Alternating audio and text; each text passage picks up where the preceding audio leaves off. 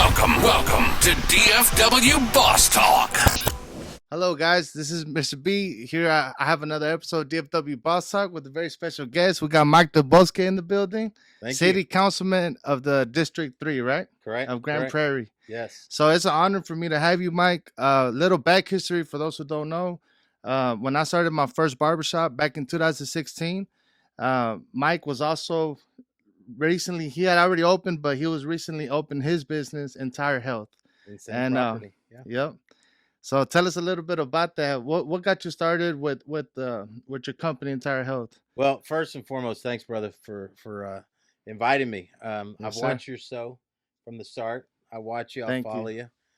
See you when we go work out in the mornings at Epic Central. So, but my journey started years ago, back in 2012, 2013, when the housing industries dropped in 2008.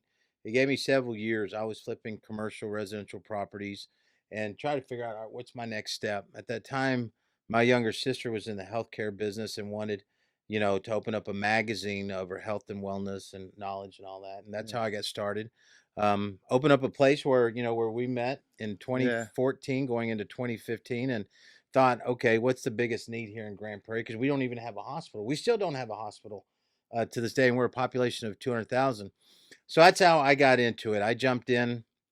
I've been an entrepreneur since I was 19, going 20 years old, doing it for the last 30 plus years, figuring it out, hustling, and just grinding it out.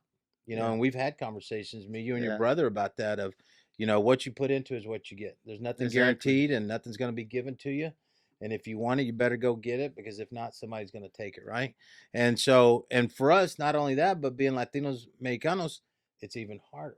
Yeah. So one thing, when my parents came up from the Rio Grande Valley from McAllen, they told me, and they told me and my brothers and my sisters, my dad he didn't want us to go to public school. So he sent us to private school, which he had to work weekend jobs, collect cans. We collected aluminum for many years to pay tuition at Catholic school. And one of the things, and we went to Catholic school, Immaculate Conception on the north side of town.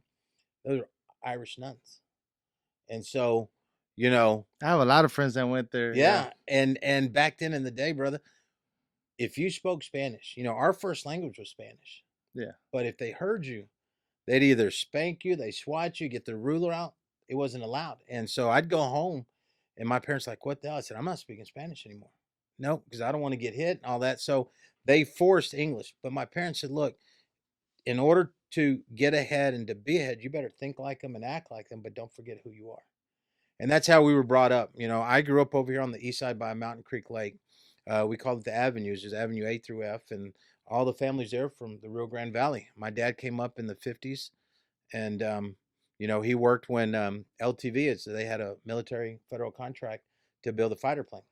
And so he was a wingman, and he worked there, and we grew up in that neighborhood and born and raised here in Grand Prairie, and went through the whole school system, which is good. But it led me back. I've always wanted to do something here in Grand Prairie. But, going back to what you're talking about in the health system, it's something that I created. I saw the need. I just had to do my due diligence and figure it out. And luckily, I had a lot of relationships in the medical, and blessed that since then we've grown. Bought a property not too long ago in 2018, right across the street. And we talked about all that stuff that we went through, all that bullshit. And, it's just one of those things is you got to fight for what you want. Right. And so it's been a hell of a journey, but, it's good that we both pretty much started at the same time and, right. And we've both been successful, but it wasn't easy. Right. No, it definitely wasn't. It wasn't. And there, I guarantee you, I had many nights, and I'm pretty sure you had many nights of what the hell, what's tomorrow going to bring? Plenty of times where I thought I was going to lose it all. Yeah. And God came through, at the end, and we were able to keep it going and keep growing. Yeah. One of the things that I recently learned, and it makes me be more, if that's not already inspiring enough, you got to build your own commercial building. Right. You're a city councilman for the city of Grand Prairie, which is one of the biggest and fastest growing cities here recently. It is. And you're Hispanic. You were the first Hispanic councilman for Grand Prairie, right? True. Yes, in 110 years. So all these things, I'm thinking he has a master's degree, PhD. No, You no. told me you don't have no college education. I went to college, but college wasn't for me. You asked me where I went to college, and I said School of Hard Knocks. And I have older brothers that they have degrees, they have their masters. My sisters, I'm one of 5 kids, and everyone is educated, higher education except for me. But I chose that path. There's a lot of successful people out there that don't have that didn't go to school, and I chose not to. I chose to work and grind it out and just be a worker. My dad, he's a worker, and so my work ethic, I get it from him. When he was young, he was a shoe shine boy in in the streets of Mexico. Came across and worked. He was cotton. He picked cotton.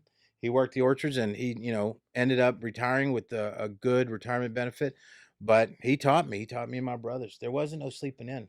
So I like But that you speak about your dad a lot. yeah, Tell us about, what morals did he teach you growing up? my parents are very religious. And I'm kind of like the crazy one in my family. I got kicked out of private school. Had a food fight. The nun says, "All right, yeah, no more. Get out of here." And so I went to Truman. But my parents are very religious, but they taught us to be your own person, right? And so morals, ethics, all of that they instilled in us. But then they said, "Look, you got to be on your own. Yeah. You're gonna make your mistakes. We taught you right from wrong." And one thing they've always said, "You're gonna do this the easy way, or the hard way, but you're gonna learn." Yeah. And that's where it all comes from. My dad was very strict. My mom was even stricter. But you know growing up here in Grand Prairie back in the day, there wasn't many Mexicanos, and so we were very few, and so we had to be careful when we went outside. We Yeah. had to be careful. So it was one of those things. But I laugh about it now, but back then it was kind of crazy. Yeah. It was crazy. You went to Truman. I went to Lee when it was still middle school. I Yeah. think we beat y'all at football. Yeah. Well, I don't know. Maybe my year probably didn't, but I know we there. But yeah, Lee. It's so funny because I see so many guys that we went to Adams, whether it's Lee or Adams, Jackson. And we see each other now. We're in our 40s plus, 50s plus, and back then it was just different. Yeah. Back then we got out. You could pick up a game at any time. Now all the kids are stuck inside. Oh, You it's could too play hot. outside, in Shoot, front yeah. with your friends till the sun went down, Dude, when we grew up, everybody played. But when you heard the whistle, your dad's whistle, oh, that's not my dad's whistle. Like, we keep playing. Yeah. But when you heard your dad's whistle, you better get your ass home. Yeah, you better And go you outside only the had house. so much Yeah. time, right? And so, but that was back then. That was the golden days, man. Now it's too much drive-bys, shooting, all this other bull stuff, and it's just a different way. I take my kids when they were growing up, I took it back to the old neighborhood. I said, y'all couldn't survive. You couldn't survive back then. It's just different. Dad, you don't Yeah, know, right? yeah, What did they yeah. tell you? What did they tell you when you Oh, said they're that? like, oh, my son. My son is like, oh man, I could take it. I could take it. I said, son, you couldn't. Yeah. It was fun, but it was a harder life back then. It was easy because you didn't have the nonsense of going on today. Where's my kid? Is he gonna get kidnapped? Is he gonna do that? But when you wanted to fight, you fought. Yeah. There wasn't a cop Put your out dukes of. up, your hands. That's with it. your- Yeah, but you mano fought a with your mano. hand. Yeah, They and don't even that's know it what that was. means, right? They don't No, know mano a you come mano means. home and there's plenty of times I come and busted lip. My dad goes, "Well, who won?" And me, I always won. I always won. Yeah, right, whatever. But that was the thing. It's just a different, but we loved it back then. I wouldn't have it any other way. Yeah. So you go from all of that to opening up your business. Yeah. I see how successful every time I drive by to go to, because we go to Gateway Church Oh, yeah, on Sundays. So every time on the way over there on down Carrier, I see your big building, Entire Yeah. Health. That to me is always something like, even though it's not mine or us, I still feel like that's somebody that our skin color, he made it. Like every time I see that, Yeah. it's amazing. Like how did that feel for your family when y'all closed on that building and y'all felt started good. working on it? Mom and dad are proud. Yeah. They're proud that we're able to accomplish, to have the name on the building. Mom and dad are very, very proud of that. But a lot of it came with sacrifice. I had this young guy. He told me, he says, "Man, that's inspirational." And I said, "But man, if I can do it, you can do it. If I can do it, anybody can do it." Now, I'm dyslexic. It's something that I had, that at a young age when I was in middle school, that I was detected with dyslexia. So I've had to manage of how I comprehend and how I read and all that stuff. But it's one of those things where, for me, it's my time to give back. We have our own family scholarship every year that we give graduating seniors from high school here in Grand Prairie that we select, and it's just for Mexicanos, Latinos that want to get that higher education. But it's not only for college. If they want to be a barber, if they want to cosmetology, mechanic, Yeah. hey, we'll help you out through the whole way. A lot of these scholarships is just a one-time deal. As long as you maintain and you're passing, hey, that scholarship will be there every semester. And we've had students go from Notre Dame to SMU to UT, and they've Wow. already graduated and they come back. And it's cool because it's like, man, I saw, I interviewed you 5, 6 years ago, and now you want to go into medical school. So they come in the summertime when they're home, and I, bring them into the medical center, and they work along with doctors. And it's Wow. good for me knowing that, hey, I don't have, I barely have my high school diploma, but I employ doctors, PhDs, MDs, surgeons. Yeah. I employ all of them. So And I so it's recently, cool. Mike, sorry to cut you No, off, no, it's but good. I recently enrolled back into college. Yeah. And I know for you, you say you didn't need it, but Right. you didn't just sit on your butt No, either. Like no. I don't want people to No. think, oh, we don't need to go to college, and No. just success is gonna come your way. Well, Talk about how you still gotta grind. You still gotta. it is. So there's two things in life: either you're book smart or you're street smart.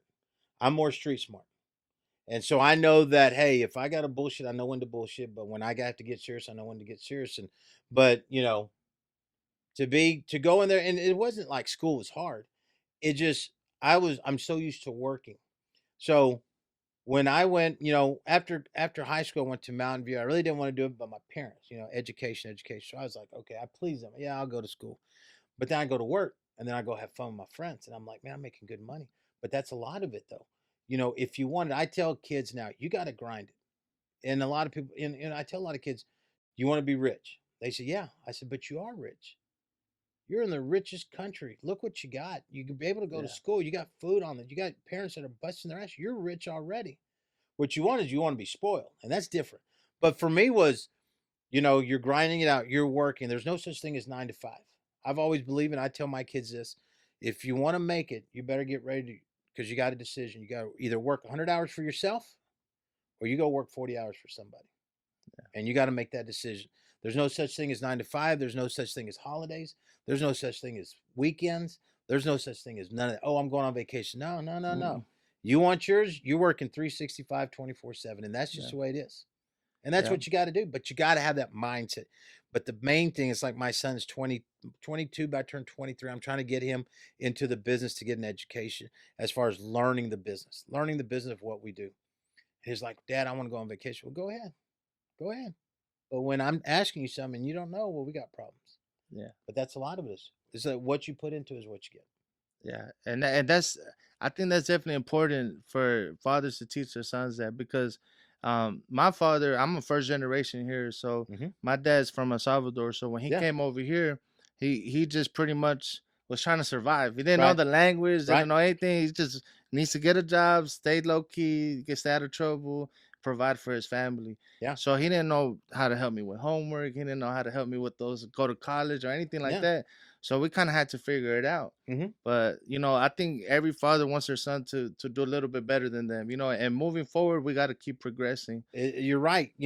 Our job as parents is to make sure our kids, our sons, our daughters are better than us. Yeah.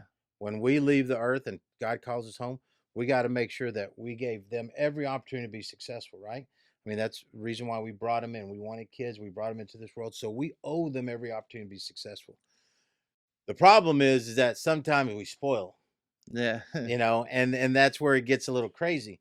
But, my dad, same thing. Like I said, my dad's from Nuevo Leon, Mexico. He shined shoes when he was a kid just to make it, to help my mom, but to my grandmother.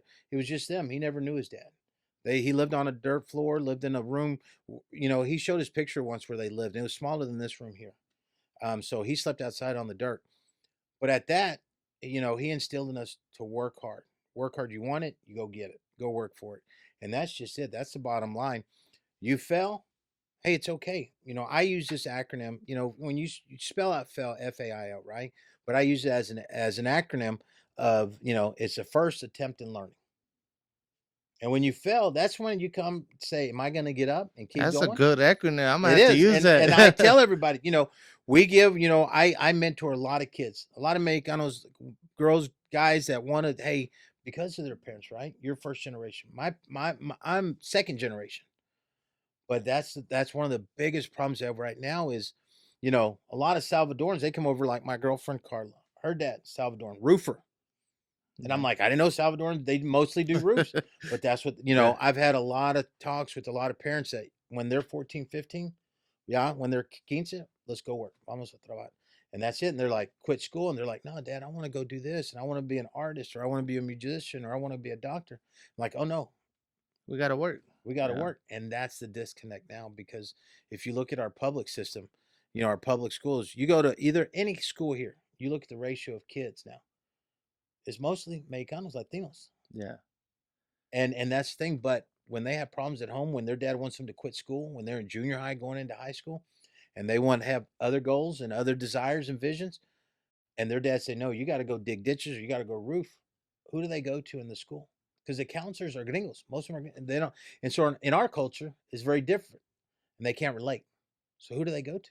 They don't have anybody to talk to, because they can't go home and talk. Yeah. Mom is not going to question dad. So you feeling a void there? Because Yeah. I've seen you go to schools and talk to students, Yeah. and kind of give them your story. Talk to about that. Did it take you a lot of practice to get comfortable speaking in front of No, people? my Or were you parents, just naturally like that? when for me, it's more natural because of business. Yeah. And you got to be able to get out there and talk and create relationships. And everything I've done and every success I have is all based on relationships. That's it. It's all based. It wasn't that I had to invent or I had to invest. Everything I have is I invest. Is all invested in relationships. So, for instance, I'll go to the middle schools here and talk to the kids at junior high. Again, me being dyslexic, they have schools. They have classes for dyslexic kids. Yeah, the 504 Five, programs yeah. and those type of And things. Yeah. my kid's mother, she teaches a class for Oh wow. dyslexic. So I've been in, a good friend of mine, Claudia Soto. We went to high school together. She asked me to go and talk, and I said, look, because a lot of them, when they learn that they have this impairment, and it's just more of a setback as far as reading, writing. Most dyslexic kids are, we're very visual, we're very artistic, we're very outgoing. So those are our strong points. Our weak points of comprehension, instead of 1 2 3, we may do 1 3 2. But it's little things like that. But it's being able to identify and read out, right? Just tune in. So I go out there and I talk to them. Look, and I use myself. I'm able to do this. If I can do it, you can do it. And that's a lot of it. I have some kids, some young men at Grand Prairie High, that going through the thing. I can't go talk to my dad. Hey, come talk to me. Hey, I give them direction, give them this. I mentor them in different projects, and they've learned, and their mothers are very appreciative, because the men are the guys, the men of the house, right? Yeah. And don't question. But they come to me, and I meet with their fathers, and I talk to them, and they understand. But that's a lot of it, and that's where my parents, they taught me to stand up for who you are and what you want to be, and don't let anybody stand in your way. If it takes you a little bit longer, then take it. And I've always honored that, and I've become very humble in the sense of just me, because I see a lot of my friends that are higher educated, that have that higher education, but what does it amount to? At the end of the day, what are you doing with it? Yeah, you have to have a balance, like you said. It's not just all book smarts. Yeah. You can know every formula there is to know, but if you don't apply it and do action behind Yeah. those theories, it's not gonna amount to nothing. It doesn't. It doesn't mean to polish shit, and that's what it comes out to be. Yeah. I'm very real. I don't try to sugarcoat. I don't try to be of who I'm not. I still live in my neighborhood here. I have a small little house. I don't try to live beyond my means. A lot of it is, like, for me, it's just giving back now. Who can I tell everybody? Look, I'm going to give you rope, and either you can hang on, and I'll pull you up, or you can hang yourself. And once you get that rope, then you turn around and you give it to the next person, and you pull them up. And that's a lot. That's all I do now. I create opportunity. I create jobs, and and even my staff. I've helped so much of my staff to go to nursing school, and that they even leave my job to go be a nurse at a hospital. But that's me giving back. I've paid for their education. I've paid for our therapists. I've paid for more college. Hell, I could have put myself into college twice already. But Right. that's my thing now. And now that, like one of my doctors that I employ, she just got her PhD in my toxicology lab. And she goes, Mike, you helped me for the last 4 years. And she's very appreciative. And she's like, I would have never been able to pay or afford this if I didn't get your help. but that's me paying it. I said, now I just need you to pay it forward and help the next person.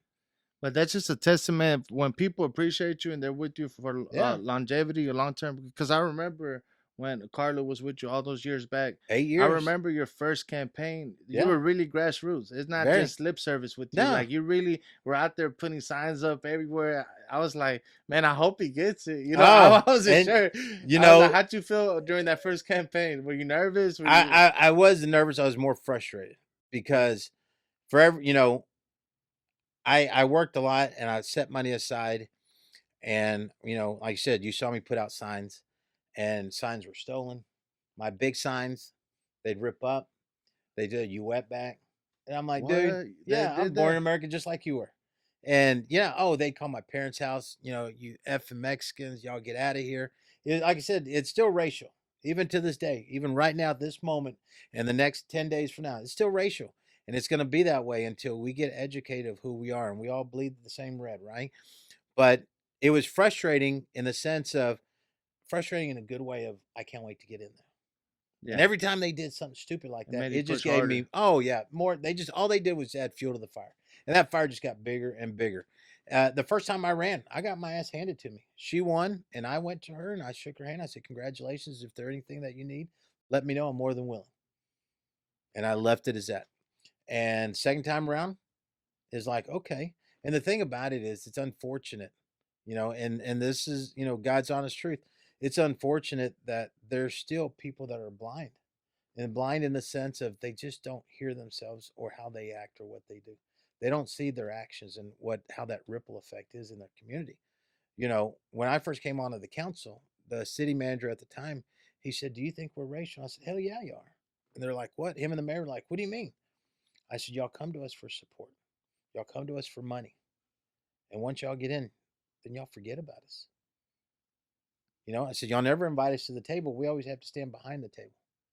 And if anything, we may get a crumb that you choose to let it fall on the ground. We'll get that.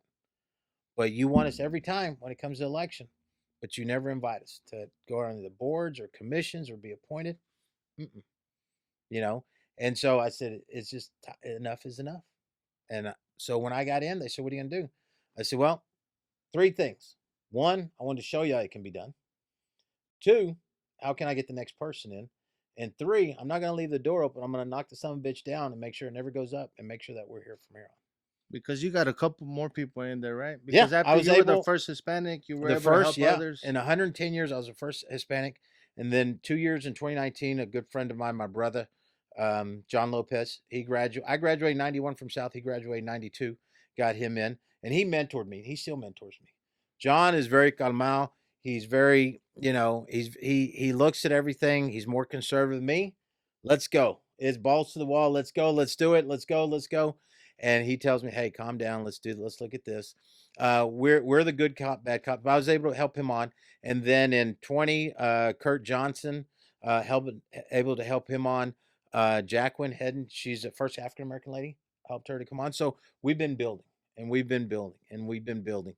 Now that there's others on there, now we're the majority minority, and I hate using the minority because we're not the minority anymore. But for us in Grand Prairie, a population of 200, and the census, when we do our census every 10 years, is people fill out, "Yes, I live here. Yes, I'm Hispanic, Latino, whatever." We're more than 50%, but we know that. It just shows on paper that we are, but we're more than that because a lot of them, they don't. It's like you said, Yeah, you just want to be in the shadow. You want to hear, but we can't. Not today. We need you, and we need your wife and your kids to get registered and vote, because if you want more stuff, yeah, then you definitely. got to represent, right? Yeah, Like you said earlier, "Hey man, you run, I'm voting for you." Yeah, but I need you to get you and all your students and all your employees to get out there and register to vote too. This year, and I do it every year. All my employees, I know who's registered and who's not, and you're going to go get registered to vote. And I put them in my car, and we go vote. that's I make good. sure, and that's how it is. But that's how you get things done, right? Yeah, So you got to lead. You got to lead, and you got to get there, and you got to build your army. So I get very emotional about that because I've seen so unjust. It's happened to my parents. It happened to us. because a lot of people will see it sometimes too. Like whenever you're already a councilman, let's say things are moving a little bit slow for the community or your district, but they don't realize because you when you started, you were the only one. they don't know the back. Like people, they have to vote on things, and you Yeah. might get shut down, right? Because you're the only one there. Yeah, and that's just it. When I first Talk came about on, how that works. well, when I first came on, I had to pick and choose my battles, and I knew I may lose this battle, but the war's not over. So I knew at first my we have terms. They're 3 years. So my first term, I was quiet. I just wanted to learn the system, and I wanted to learn the game, and I wanted to learn the game that they played. And it was told to us back in 2011. I wasn't there at the meeting, but like John Lopez and other people, Gloria Carrillo, who's a school board president, Rosemary Trujillo that has a business here, Esmeralda Rodriguez, she just retired from the school district. A lot of our Hispanic leadership in Grand Prairie, they're at this meeting at the mayor at the time, and they said, and they asked him, they said, "Look, we'll support you, but when are you going to support us?" He said, "It'll never happen. Y'all will never do it. When we decide, we will pick that person out. Y'all won't. We'll pick them out." And so what does that tell you? That they have their own system. So what do? Well, we want to learn your system. So we learn and adapt, learn and adapt. And what we adapt to is now we got 5, hopefully 6 votes now. That's good. And we have out of 9 votes, so hopefully we get majority. And then we can start being fair. And that's all we want. We want to be fair. We want to be inclusive. We want to be able to support our own, whether you're African American, whether you're brown, black, blue, red, whatever. We just want to be fair. Yeah. Everybody gets their own piece of pie. We can all eat together. There's enough for everybody. The problem is greediness. That's the problem. And so when you're used to having everything, you don't want to give anything. No. But that's where we come up as second and third generation. Yeah. So a lot of it Little is by we little, have to yeah. live. Yeah, and it takes a while. It takes a while. But that being said, you have to be able to be willing to sacrifice, just like in your business. I look at politics and I look at my business, they mirror each other a lot, because you got to work with people, and you got to be able to say okay, and you got to be able to. I help everybody as much as I can when I can, even if they don't. I represent District 3, which is the central east side of Grand Prairie. But there's a lot of times people live on the north side. Hey, I'll help. I'll get the council member in that district involved, and let's do it for the better. But a lot of times they've been to that district person and that council member, and they don't want to do anything, so they come to me. And so, respectively, hey, we're going to do something about it, or do you want me to take it from here? But it's one of those things. But it's getting better. I can tell you that it's getting better. Well, Mike, I wish you continued success. I love watching the progression. You started off just in one little spot. You got a bigger spot, and then now you own your big old commercial building. Yeah, but look at you, brother. Yeah. You got this. You got the one. You got your school over there. I mean, Yeah. you're doing just as good, man. Yeah. I'm proud of what you've done, what your brother's done. But for us, right? Yeah. For us, that we want to grow and we want to grow. Especially because we saw it firsthand for both of us. Yeah. Like I seen you firsthand how you grind, how you were starting from the bottom, and now you built your way to the top. That's it. Let me ask you this: does the ambition ever go away? Like No. to want more? Like, are you? Because most people would be like, "Man, if I could just have that commercial building, I'd be done. That's all I want." No. Does it ever go away, or do you always still want to elevate and keep trying to get more and more? Yeah, there's for me for right now, right? For me is on the business side. Yeah, I'm building it. I have my grandson. He's 6 months, so I'm looking at him. But in order to look at him, I got to make sure that my son's prepared. And I tell my son, look, I'm gonna be hard on you. So it's growing the business for him to maintain and take over, while I start on a new project. For me, by 2030, 2028, 2030, I'll be done with city politics. I'm not gonna do this forever. I'm getting calls to either go down to Austin or go up to Washington, either to be a congressman or a senator somewhere in Texas. Wow. So that's one thing. But then I know there's other projects that I want to do with business. Getting ready for medical marijuana.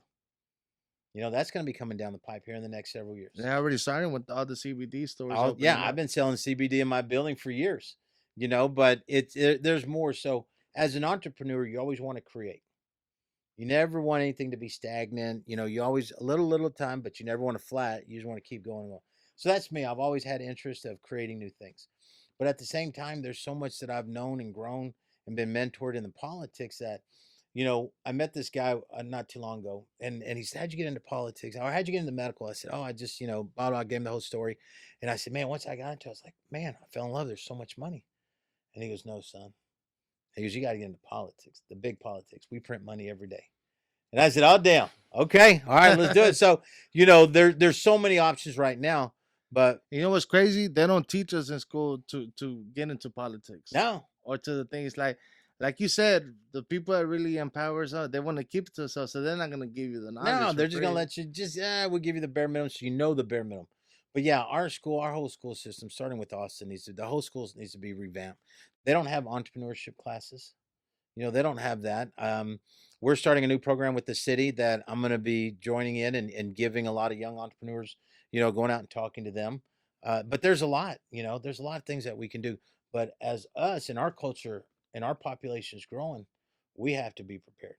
I could see you growing this to where you sell A&M Barber as a franchise. Yeah, yeah, that'll be good. But that's a lot of it. Like what we were talking about earlier while you were cutting my hair. Hey, you have aspirations to do other things. Well, like I said, when we grew up, we had wood shop. But why can't you teach? Because I know these guys make good money. Yeah, Y'all made good money for what haircuts. I remember yeah, back in my day, I paid 10, 15 bucks yeah. when I was, my son's age. Now it's 30, 40, if I not better more. get your beard trimmed now. Shit. But that's just it. But brother, you can do that. I mean, and that's where we live in a country to where we get up every day and we have the opportunity that we can go and create a franchise, or we can sit home with our thumb up our ass and not do anything, and then before you know it, we're begging for money. Yeah, well, I'll be honest. I don't know what you guys and the other councilmen are doing, but I love it. Like, I love the progression of Grand Prairie. Yeah. Like, it makes you proud to be from Grand Prairie because you guys are doing a hell of a job. It's I could tell you this. A short story is me growing up here, in the 70s. Grand Prairie was always known as a sleep town because it was very conservative, very conservative. It wasn't not too long ago we just passed liquor, while other cities around us are doing all that. But now, because we've been so conservative, the outcome of that is we have a lot of land that we can do stuff with. We have thousands and thousands of acres south of 287 that we're going to be developing. We're working on projects now that really won't flourish and to be full concept for another 15, 20 years. I won't even be around here when everything's built out. We're getting ready for casinos to come in 25, the start of 25, start having those conversations. Grand Prairie, we're right in the middle of North Texas. So we're surrounded by 6 highways. So either way you come, north, south, east, or west, you're going to pass through Grand Prairie. Yeah. We're the mid city. We're in the middle of everything. We're a donut hole. We're the little donut hole. We're right there. Everybody's around us. So that's us. So it's kind of like we want people that represent the city that has the vision of where do we want to be. We want to be what I call curve jumpers. We want to be looking around the curve of what's coming. I don't want to talk about tomorrow. I want to talk about 5, 10 years from now. And what that money is going to bring to us that we can help our students, our kids, our teachers, and all that. It all starts, just like you said, grassroots. Yep. That's where it all starts. For politics, you look at the president, right? And so in order to get to president, you got to get the votes from us at the local level. We're grassroots. And everything goes there. Reps, Congress, senators, blah, blah, blah, to president. So it's what we do here that's going to affect up there. Yeah. And it's like for you, what you do here is going to affect you on the end game. So, you have nothing but success coming to you, but it's, where you want to put you and your kids, who's going to be your succession. In a better position than me. That's what we owe them, brother. Yep. That's what we owe. So we grind it out. Yeah. Yes, we do a lot. And I just want to thank you, Mike, for coming out. I know you're a busy man. And no, it's I appreciate you. I hope to do it again sometime soon. Anytime, brother. There you go, guys. We got Mike Bosque. Y'all make sure next term, I know he got bigger plans than what he does now, right? 2025, I'll be running for mayor. So let's get it. I need y'all to get out. I need y'all to register. I need you to spread the word. I'm excited for that, man. We're going to be good. Yes, sir. But anything you need, brother, you let me know. Right. Anything you need. Thank you, man. All right? Yes, sir. All right, brother. Let's go. We're good? Was it still recording? Yeah. All right. Perfect. All right.